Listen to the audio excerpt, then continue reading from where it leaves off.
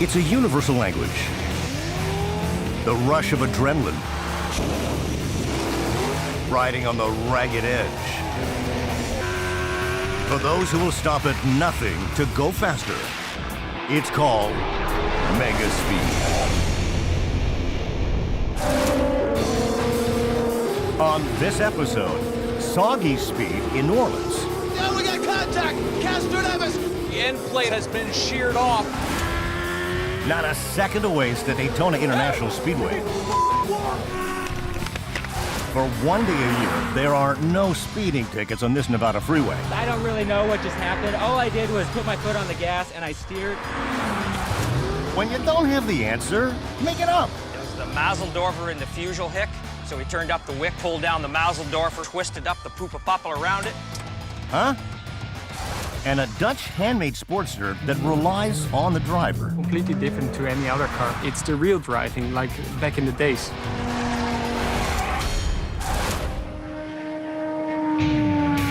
Driving an Indy car is tricky at the best of times. Throw in a torrential rainstorm, and a 700 horsepower car becomes a tiger that's near impossible to tame. Now we got contact! It's the inaugural running of the Grand Prix of Louisiana in New Orleans. A town best known for great music, awesome food, and nasty weather. But when the going gets tough, they don't get any tougher than three-time Indy 500 champ, Helio Castroneves. When you come to a race, you want to be the man to beat. That's what I love about racing it. I'm always excited about it because every time I'm in the car, it's my world and I love it. You know you have a great chance to get out of here with a big smile on the face, and that's my goal. Get out of here with a big smile on the face. With 29 Indy wins, Helio's trophy case is almost full. But this guy is gaining ground. Josef Newgarden has never won an Indy race, but he's come close. He's an up-and-comer on the Indy circuit, and he's not intimidated by the superstar competition. In the IndyCar series, it's very intense. At the same time, I find it a little more relaxing than other championships. You know, most of the guys are really down to earth. You know, they're just normal guys. Like any sport, you take it extremely seriously. You think about, what do I need to be doing to be prepared not only physically, but also setup-wise? You know, I got to be able to talk to my engineers and relay exactly what I need from the race car. Friday's practice day.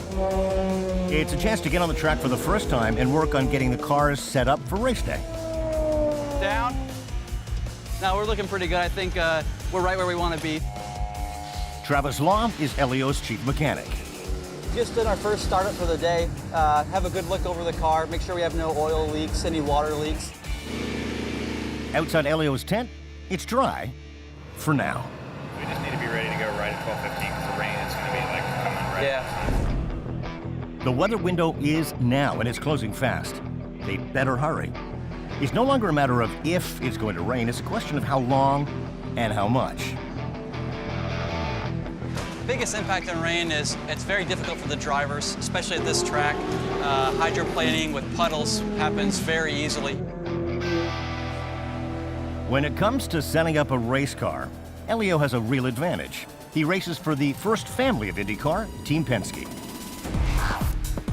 Penske has 4 cars in this race. Not many teams can boast a stable that large.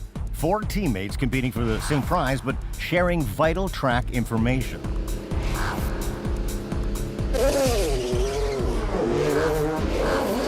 That does not make it easy for the competition. You know, it's very much David and Goliath.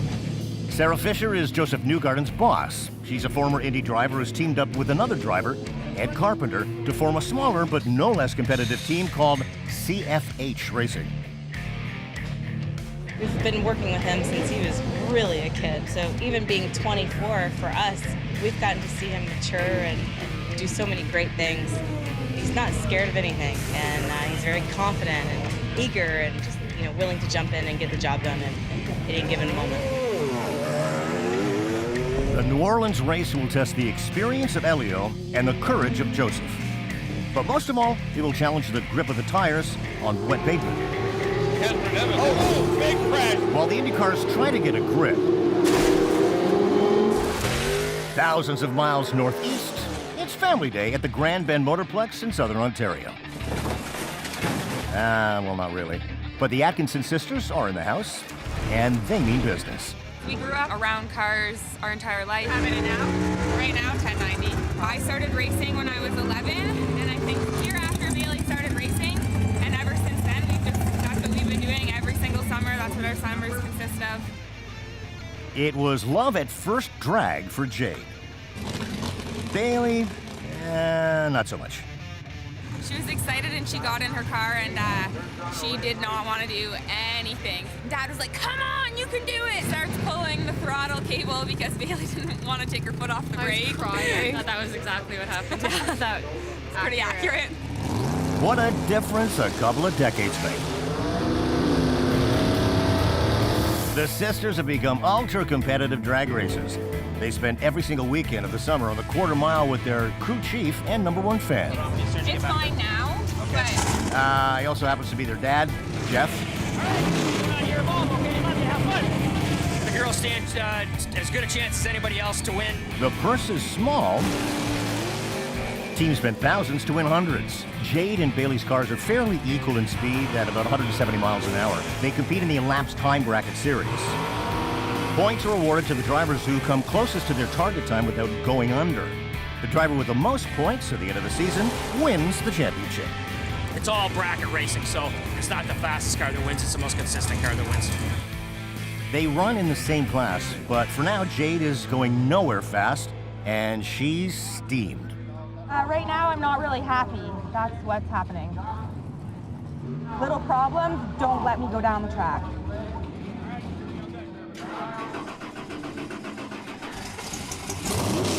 With the engine finally turning over, it's time for qualifying. Jade gets off to a good start, but the car suddenly loses power halfway down the track. Turns out the auto shift button on Jade's car didn't engage, or it wasn't pushed hard enough. I was like, pop, pop, pop. I looked down, didn't shift, so I hammered it. It was the Mazeldorfer and the Fusel Hick, so we turned up the wick and the Fusel Hick, and then pulled down the Mazeldorfer, twisted up the Pupa around it. That's short turn for driver air. So we're good to go. Now it's Bailey's turn.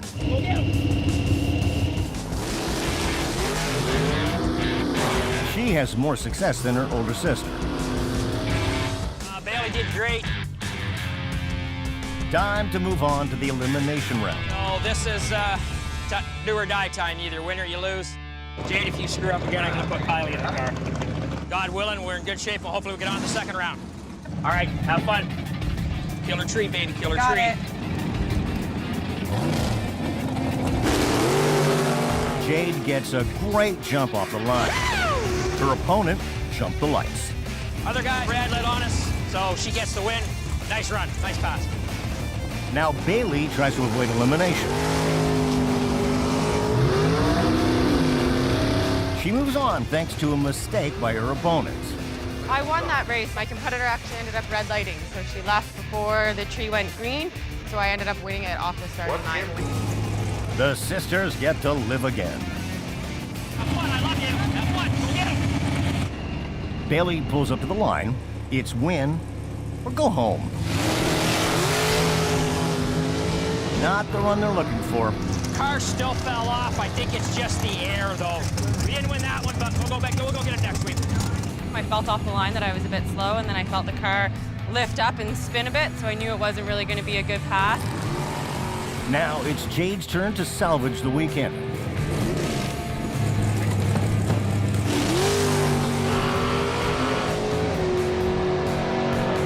Turns out it wasn't Jade's weekend either. The guy had a way better light than I did. Unfortunately, I couldn't catch him. But I had a really good weekend, and I'm not too upset about it, so we'll go home with a smile on our face. It's been a long weekend, yeah, it sucks. Obviously, I'm not too happy to lose. He just beat me out in both classes. So that's a bit defeating, but it is what it is, and hopefully next time we come out, we'll have some better luck. And with that, the Atkinson family heads home to prepare for next week on the track. Okay. Be in the middle. Why should he be in the middle? I'm the best looking one. Dad. I'm still the best looking one. So you think? We got to do it again, right? You guys are sore losers. Up next on Mega Speed, A lot of guys don't like a girl out there. No one gives an inch of the Daytona 200. But I big metaphorical balls.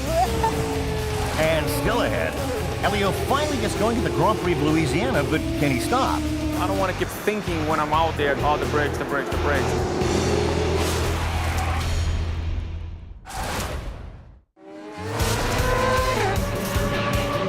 180 miles an hour, 2 wheels, and a 31-degree banked oval. This is the 74th running of the Daytona 200, the most prestigious motorcycle race on American soil. 57 laps flat out on the 3.5-mile Daytona International Speedway. I've been riding bikes since I was 4 years old. This is the guy that everyone is out to beat. Danny Eslick won the 200 last year, and he's got a tight grip on the trophy. This is the world center of racing. You know, the great American race is the Daytona 500, and the Daytona 200 is one of the most prestigious motorcycle races in America. And to have the Daytona 200 trophy that I won last year at home is even, even cooler. I'm the only female competing in the Daytona 200 this year out of 47 riders. Good luck today. Patricia Fernandez's goal is a top 10 finish, and she feels she might have an edge on the other riders. I actually think I have an advantage sitting on the motorcycle because I don't have any equipment that gets in the way, especially in these leather suits. All right, I gotta edit what I was gonna say. I was gonna say I had big metaphorical balls. A lot of guys don't like a girl out there. I've had guys tell me they've target fixated on a ponytail that sticks out, and I've had guys tell me they would hit me before they'd let me beat them. Racing motorcycles is a big ego trip, and to have a little 5'2" girl beat them, they're not, they don't like it, but I love it. I'm ready. I know it's hard for you to stay out of trouble. While Patricia and Danny prepare to take on the Speedway, Danny's team owner attempts to keep her emotions in check. Yeah, you gotta get there. It's Michelle Lindsay's first Daytona without her fiancé and the man who used to run the team. He was flying his personal plane to Virginia International Raceway with his mother and unfortunately crashed the plane at Virginia International Raceway. So many people thought that would be the end of TOBC racing, and I couldn't let it die. It was too good of a legacy to go with him. It's really emotional, but it couldn't be more excited to be here. You continue that legacy really means a lot to all of us. Lights out. Drag race on to turn number 1 from the pole position. The green flag signals the start of an endurance race that will push drivers to their limits both physically and mentally. Even the cameras have a tough time hanging on.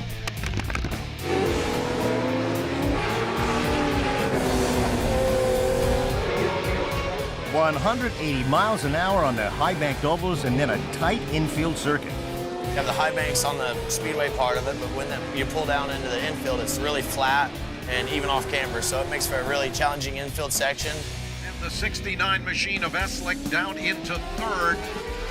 Daytona is a very unique track. It's a NASCAR track where we utilize the banking and the long straightaways, so you want to have someone in front of you to get into their draft. It'll slingshot you, it'll pull you, and then you'll be able to gain enough momentum to go past them. Drafting will play a huge role in this race, especially on the high-banked ovals. Riders will often tuck in tight behind other bikes, taking advantage of reduced wind resistance. The leading bike is cutting through the wind, creating a slipstream of air. If the tailing bike stays close enough, the slipstream will almost pull it down the track until it's ready to pass.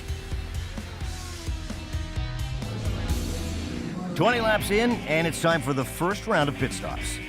We have a bit of an idea of kind of like what lap we'll come in on for our pit stop. Sometimes we might push it a lap further if say the tires are going off and getting real slick and the bike's sliding around, maybe we'll come in a lap early. But you don't want to come in too early because you won't be able to make it the full distance on the race with your next fuel stop. Danny comes in for his first pit, full tank of gas and new rubber. The bikes are hot, axles are hot, chains are hot, everything's smoking hot, and you want to do it as quick as you can, so it's going to be a tough ball game for the pit crew. Danny is in and out in 28 seconds. So far, so good. But when Megaspeed returns, I don't think he can hear us. silence is not golden. That's a big 10-4, I hear you, buddy. As Danny loses his lifeline with the pits, We can hear him, he can't hear us. And still ahead. It's never a good thing when a race car loses its rear wing.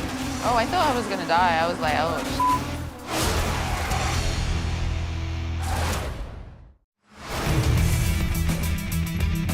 It's the Grand Prix of Road America at Elkhart Lake, Wisconsin. And Catherine Legg has just lost her rear wing at 180 miles an hour. oh, I thought I was gonna die. I was like, oh, The car is designed to disintegrate on impact, dispersing all the energy. It did exactly that. sort of the biggest accident I've ever seen. 180 miles an hour in the kink. Catherine's dad was at the race. Imagine what he was going through. I was walking up down pit lane and I was looking at the TV monitors out the corner of my eye and I saw a big crash. You know, I'd probably prayed to just about every god there was. I'm not particularly religious, but I was for that minute, just for Catherine to be alive, not completely unhurt. I just wanted her to survive. Not only was she alive, Catherine didn't even suffer a scratch, and she was back in a race car the next week. At the Daytona 200, it's turned into a dogfight for the top spot at 180 miles an hour. Right now, the lead pack, it is Eslick 69 in second. Defending champ Danny Eslick has been in the top 3 for the majority of the race. He's running an absolutely phenomenal race. With any kind of endurance racing, for some reason, it always comes down to the last 4 laps. We pulled off a great pit change, which they've been practicing for the last few days. I feel confident we can maintain our position. Team owner Michelle Lindsay is trying to win one for her late fiancé, Sean Couch, who started this team. Last year in Daytona, after John passed away, I'm looking at him asking him if he ever thought he'd be here yet. It's awesome. Awesome for the city. That's a Big 10-4. I hear you, buddy. But there's a problem. I don't think he can hear us. We have your two-way radios, and we can hear everything that Danny's communicating to us. Unfortunately, he can't hear what we're communicating back to him. Just keep talking to him, even if he doesn't respond. Without radio communication, the crew is going to have to signal a pit stop by using a signboard. So we put somebody out in the infield with a pit board. But just as they were trying to get the pit signboard set up, a crash closes the track. Red flags out here, the yellow and red flags. And all the drivers are forced into the pits. They even get to cool down before the restart. I would feel much better without leathers on right now. It's definitely a hot, humid, sunny floor today, and you feel it while you're out there. And we're definitely in it. We're trying to be smart. There was a couple passes I couldn't make if it was like maybe 1 or 2 laps left, but it's not worth risking a crash over when we still have 30 more laps to go. While everyone else chills, Danny and the crew scrambled to get his communication system working. Here, Jeff, right here. It turns out it was just a loose wire and an easy fix. With that issue apparently solved, now there's a new concern. And this one is fuel related. With 30 laps to go, none of the riders have enough gas to make it to the finish. They'll have to stop and take on fuel at least once more, and it's now a question of who will gamble and stay out the longest. On to pit road, Pat. Here comes Herron. With 9 laps to go, the race leader, Josh Herron, pits for gas. Danny decides to gamble and stay out, hoping to build a large lead. Danny Eslick all by himself out in front. What we're going to do is come in and do it just a splash and go. No tires, just fuel. Hopefully put about 10 liters in, get out and move in the lead. Watch out, watch out! Finally, with just 4 laps left, Danny heads to the pits. Go! Give me some water! Water, water! There's no time for water. The crew literally puts a splash of gas in, and it's time to go. Good job! Danny gets back in the race, still in first place, and now it's game on with Josh Herron right on his tailpipe. I can't even feel my legs. This is going to be one whale of a final lap in the Daytona 200. Oh, I feel good. I feel good. We got the right man on the box. Would Eslick actually let him get by and then do a draft slingshot on him? Come on, man. Ride it, baby. Ride it.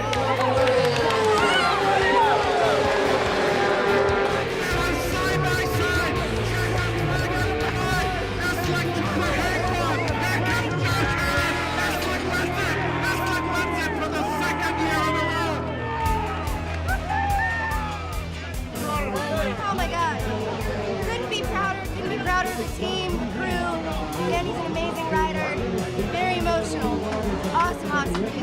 I can't even put into words what we just accomplished. I mean, it's the dream team of mechanics and people and everything. It's amazing. While Michelle and crew celebrate, Patricia catches her breath. She didn't get her top 10, but she finished. And she did more than just survive. We ended up finishing 16th, which is awesome. You know, a field of 54 competitors, and we finished 16th. That's great, and it could have been a lot worse of a day. But we're still happy. We still got a top 20, so I think me and all the team are gonna go out and celebrate a little bit tonight. The celebration is already on at Victory Lane. Danny Eslick captured his second Daytona 200 by 6/100ths of a second. Congratulations, Ben. Yes. Up next, looking for some traction at the Grand Prix of Louisiana. And still ahead, talk about a fast commute.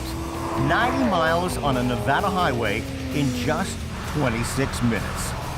See 210 going around a 60-mile-an-hour corner, and the steering wheel's not in my hand, which makes it a little rough.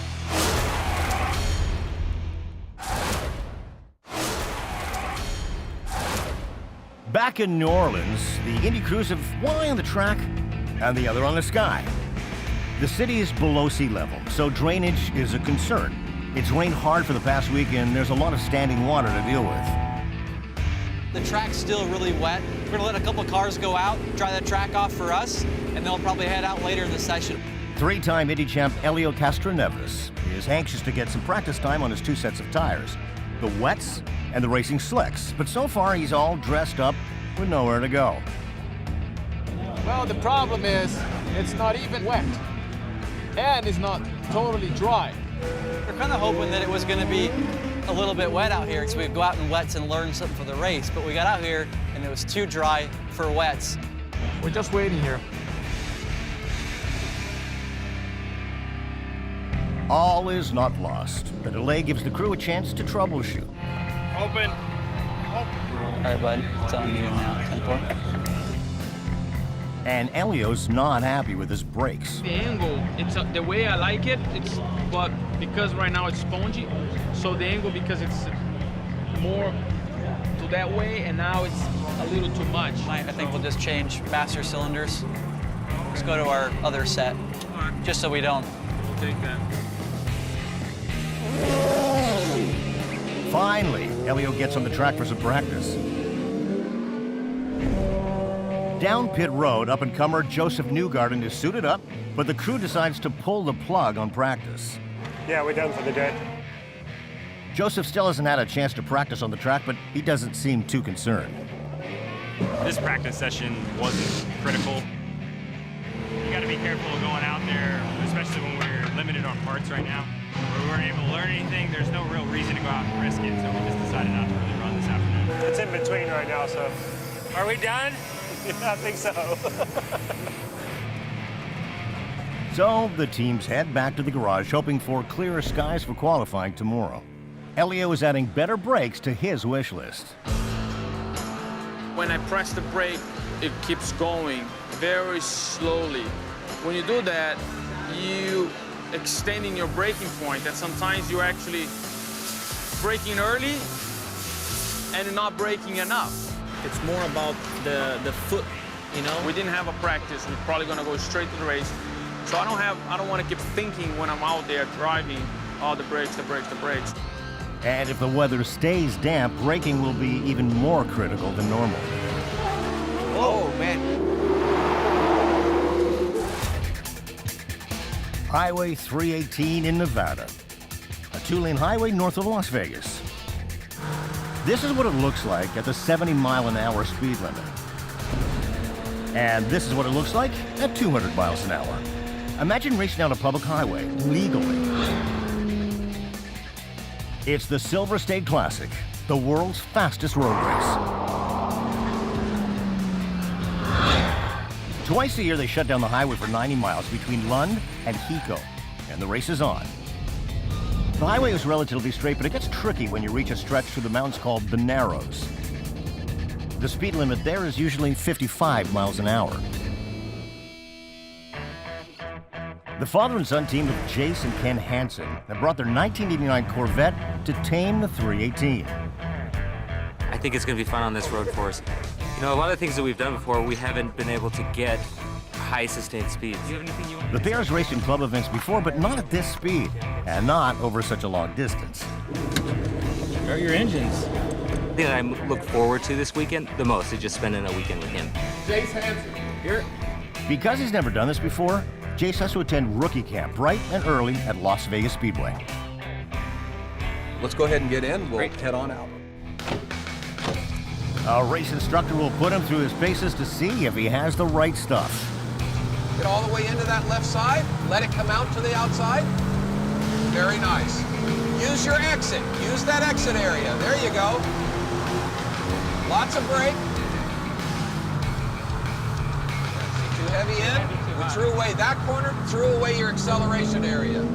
He certainly is not conservative. He did really good out there. Jace gets the go-ahead to race. You have fun and be safe out there. Thank you. Tomorrow, it's for real. It's race day. The 318 is closed, the radar gun is in place, and the timers are set.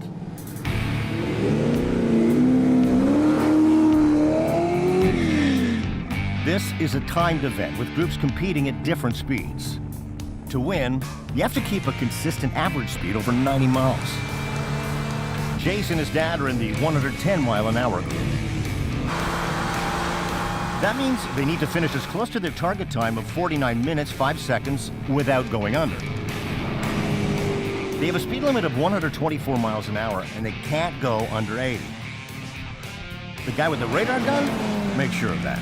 We're going to have two approaches. We're going to start a GPS, which is going to give us an average speed, and we're also going to run a stopwatch. As we're going, hopefully both of them will coincide with each other and we can feel really good about the race. If one of them is off, we'll try to figure out which one's off, try to make adjustments and cross the line averaging 110 miles an hour. Because of the distance, it's pretty much impossible to track the cars from the ground. Two planes will divide the race in half. One takes the first 45 miles, the other patrols the bottom half. We are the eye in the sky for this race. We can usually fly and do a 150-mile-an-hour car. We're well capable of doing. The pilots have a crucial job. They're the only ones who will know if anyone runs off the track. They are in constant communication with race control. Okay, I'll make a left 360. Back at the start line, these two guys are preparing to break the world record speed of 217 miles an hour on a public road. Bob and his navigator Dave are in the unlimited class. Pedal to the metal in a retired NASCAR. We'll hit 200 initially, checking the gauges, see how the car feels. And then on the straights, we will push it up higher. And then when we get to the narrows, of course, we slow down. We're going to spend probably a whole bunch of time above 200. Our course notes are every mile we have a course note. 17 seconds between mile markers, and I try to catch them all, but I don't think at that speed I'm going to be able to.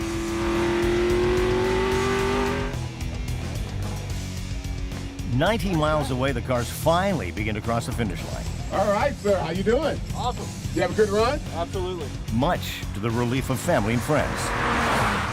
It's the waiting. We've had friends that have, wrecked, and so you wait very patiently, and his car is so loud, and I can hear it come around the bend. It's good. It's not fun loud, for him. it's sweet sounding. It's nice.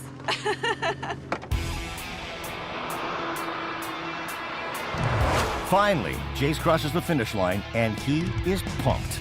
All right. Yeah. You're at this thing, right? Yeah. Give me some of that. That was awesome. Good job. Yeah. To be honest, I don't really know what just happened. All I did was just put my foot on the gas and I steered. He told me where to go faster. He told me when to go slower. He warned me of every single turn. It went by so quick, and he's the one that we want to turn around and do it again right now. We got more gas. With Jason Ken safely in, Bob and Dave are nearing the end of the course. Their goal is an average speed of 217 miles an hour. Bob crosses the finish line, completing 90 miles in just over 26 minutes. We ran a lot of the race at 2:15 to 2:18. At that speed, we needed all the road to negotiate the corners. Some of the corners were a little hairy. I look over at speedometer, I see 210 going around a 60-mile-an-hour corner, and the steering wheel's not in my hand, which makes it a little rough, but, things fly by real fast, and you see a corner that's up there a mile away, all of a sudden it's behind you. Bob and Dave didn't reach their world record goal of 217 miles an hour, but they did manage an average speed of 202 miles an hour with a top speed of 224. Officially, Jason Ken finished in 10th place. The winner of the 110-mile-an-hour category was just 35 100ths of a second off their target time over 90 miles. All right, looking good. And everyone went home happy. Congratulations. We didn't run out of gas and we made it. Oh, we're old. We're old. So It is a blast. it's teenagers, 70-year-old teenagers. That's it. And it is a lot of fun. How come you always use my age and never use yours? Coming up, recharging your batteries at 200 miles an hour. And still ahead, no tricks, no gimmicks, just a pure driving experience. That's the thing that the man can do.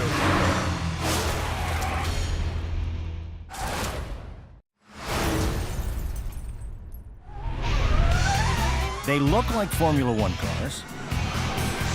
They handle like Formula One cars. But a Formula Electra car is the polar opposite. It starts with the sound. An F1 car kicks out about 130 decibels. The electric car can generate only 80, slightly more than a conventional road car. And unlike their F1 cousins, the Formula E Spark Renaults run on battery power. A lot of battery power. Okay, so who's charging at the moment? There's that box. Mahindra and Trulli charging. Okay, I'll have a look at the engine system there. We can monitor who is charging when and at what limit they're charging. To charge 20 cars, it takes half an hour at 800 to 900 kilowatts. Therefore, to make sure they're all charged within an hour, it takes 900 kilowatts at a full rate. 900 kilowatts will power a house for a month.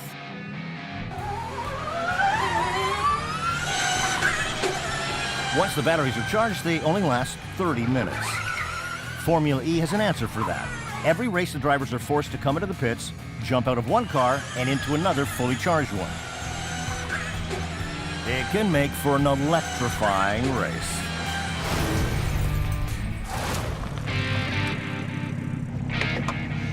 So, Walter. Hi. Are you excited? Yes. How are you? Walter Medel is downright giddy, and with good reason.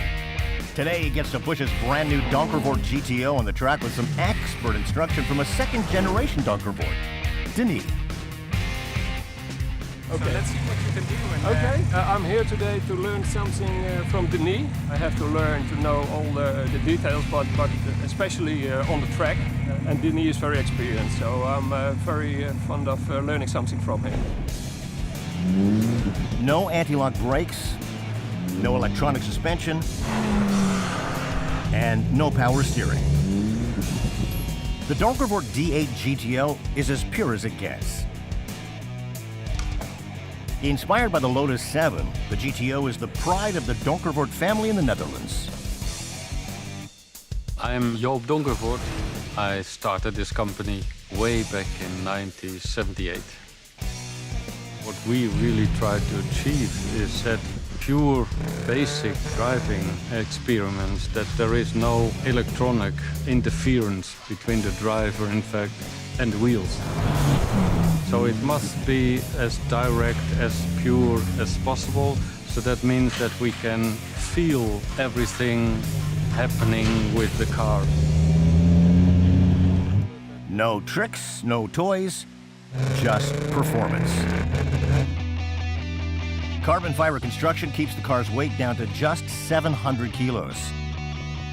Combine that with a 400 horsepower engine, and the Donkervoort is quick. It looks very nice in the magazines, but the most important thing is, of course, is the real driving experience. You know, it's completely different to any other car. It's the real driving, like back in the days. So you need to adjust a little bit to no compromise, pure and lightweight car such as ours. Back on the track, Denis and Walter are ready to push the GTO to its limits. But first it's time to power up the power tools. Remember, there are no electronic suspension controls on this car. I'm lowering the car to put the car on the race mode. So it's actually making the car as low as possible on the ground. This car can accelerate from 0 to 100 in 2.8 seconds. 2.8 seconds, okay. And I put on my belt. It's important to do everything with a lot of feel. Yes. Don't push too hard, don't push too less, so let's give it a try. Okay.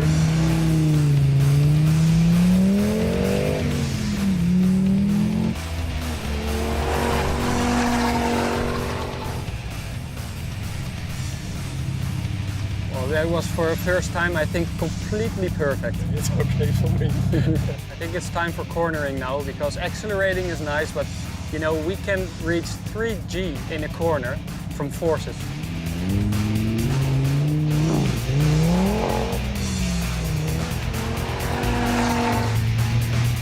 You know, what you can do with this car, you can't do with another car. If you can do it with another car, you don't have that interaction between the car and what it does. So you feel everything. You feel also that you have a lot of security and you're not at the critical point of it, you know?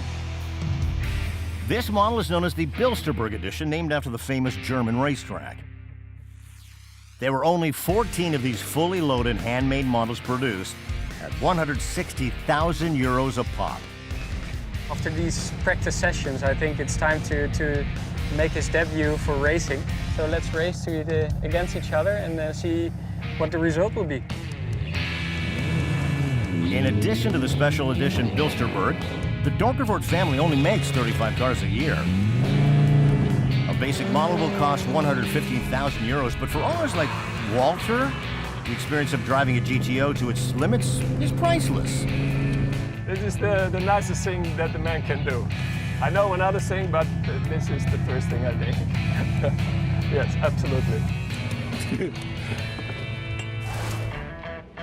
Back in Louisiana, it turns out racing in the Big Easy isn't too easy after all. So far, the weather's been downright horrible, and because the track is below sea level, it's like being in a bathtub with a clogged drain. There's no drainage. The weather is looking pretty bad. They've added some severe thunderstorm warnings to the fans, so waiting for the word to go or go back home. The IndyCar circuit has come to town for the first time, and they brought their rubber boots. It's been a frustrating weekend for young upstart Josef Newgarden. We've been trying to do the rain dance to stop this rain, but it's not helping, obviously. But it's just been constant rain since, you know, I think 5 a.m. this morning. It's just been going all day. The rain washed out the qualifying, but that might have been the break that Elio and his team were looking for. Without qualifying, the teams line up according to where they stand in overall points this season. As it holds right now, I'm P4 in points, so which is fantastic. So Elio lines up 4th on the second row, with Josef starting in the middle of the pack in the 12th spot. We didn't get, start where we wanted to, but that's racing. That type of thing happens. Race officials decide to move the start of the race up by 45 minutes, hoping to catch a break in this torrential rain. Sean, start getting all the boxes ready to go. Finally, the Indy cars get to test the new track in race conditions. Well, here comes the green flag. We're underway. Question is this going to be a sprint or a full race? It's a clean start. The track is dry for the most part, but the cars are kicking up some serious rooster tails of water in a couple of the corners. Everyone goes into this race with little or no practice on this brand new track. Josef raced in the rain as a kid, but he didn't really do that in IndyCars. So he's had a couple experiences in the rain now in IndyCars, so he's a lot more comfortable now than he ever has been. Well, we got the best drivers in the field, I think. A lot of experience, a lot of years, so that always helps in the wet weather. Pole sitter Juan Montoya jumps out to an early lead with his Penske teammates, running 2nd and 3rd. Elio holds down the 4th spot, with Josef Newgarden back in 10th position. The racing slick tires are useless on the standing water, and cars are sliding all over the place. After several caution flags, the green flag drops again. And we are back racing once again. And this time, It's Elio's turn to get caught up in the carnage. It's going to be Draconi. Oh, we got contact. Castroneves, Draconi. Newgarden tries to get around it. The end plate on that front wing for Helio Castroneves has been sheared off. The yellow caution flag falls again, and Elio limps to the pits. The crew is waiting with a brand new front wing. All right, boys, nice and easy here. Just take our time and get it right.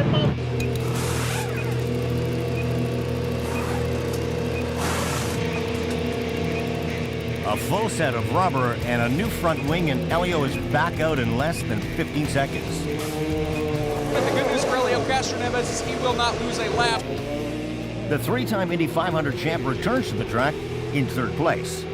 Oh, he barely avoids a car. It's going to be a sprint to the finish.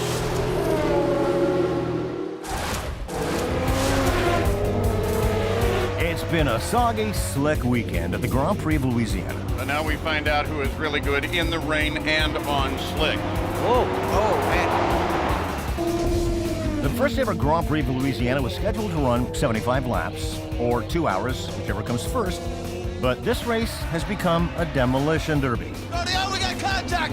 Whoa, oh, man. Because of all the accidents and spinouts, the race is moving at a snail's pace. 21 of the 41 laps run so far have been run under the yellow caution flag while rescue crews clean up. Now, the teams are getting dangerously close to running out of time.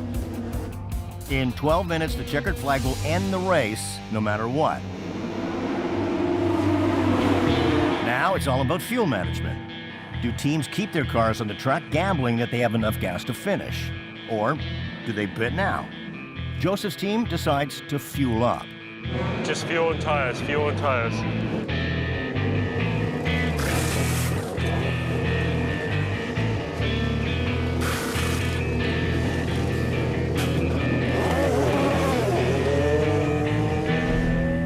Roger Penske decides not to bring Castroneves in for fuel and tires, and it pays off. Helio Castroneves finds himself in second. With the leaders pitting, he moves up to second spot. We're going full course. Mark, we got a car. This was a pretty nicely timed caution. James Hinchcliffe now has the lead, but he hasn't stopped for gas since lap 13. Hinchcliffe has got to be on fume at this point. With just 9 minutes left, the green flag drops and they go racing again. And the green flag is out. Castroneves manages to hold off James Chase. And then, before they can even complete one lap, Big crash. Question, I guess, becomes whether or not we will see another green here, Paul. I think we could probably say not. sure enough, the race ends under the yellow caution with James Hinchcliffe taking the checkered flag. Helio manages to hang on to second, with Joseph Newgarden back in ninth. You can never lose faith, and I have to say my guys never lost faith. Even when we have a little incident, when we lost the nose, things turn out to be the best way, for strategy-wise, and I'm extremely excited today that Hitachi car ended up being a podium. Ninth is a good finish for Joseph Newgarden under normal circumstances, but there was nothing normal about this weekend. The results today don't reflect anything, really. We're happy that we fell inside the top 10, but can't really predict why people finished where they did. It was all about where you were on that final fuel stop, and it worked out really well for one guy, and it didn't work out well for a lot of other people. So it's not a fulfilling victory probably for those guys, but whenever you win a race, you're going to take it. It's a win's a win. 25 of 46 laps were run under caution. It was a lot like fast food, filling but far from satisfying. Hinchcliffe will take it. And so will Helio. Oh, man, we got to take it. Sometimes it's better to be lucky than good. Got to take these days. It'll start to be like a big, bitter lemon, and we put a lot of sugar and becoming a great lemonade, a sweet lemonade. Meanwhile, two-time Daytona 200 champ Danny Eslick is already looking for ways to conquer the oval for a third time. There's lots of little dirty tricks you can do. I don't know them, though. Jade and Bailey are still enjoying some quality time with Dad on the quarter mile. Of course, the girls are late, as usual. Father and son, Jason Kent, can't wait to zoom down the 318 again at breakneck speed. Next year I'll be the navigator and you'll be the driver and we'll do it again. And Walter is still working on his dance moves in and out of his Donkerhorse.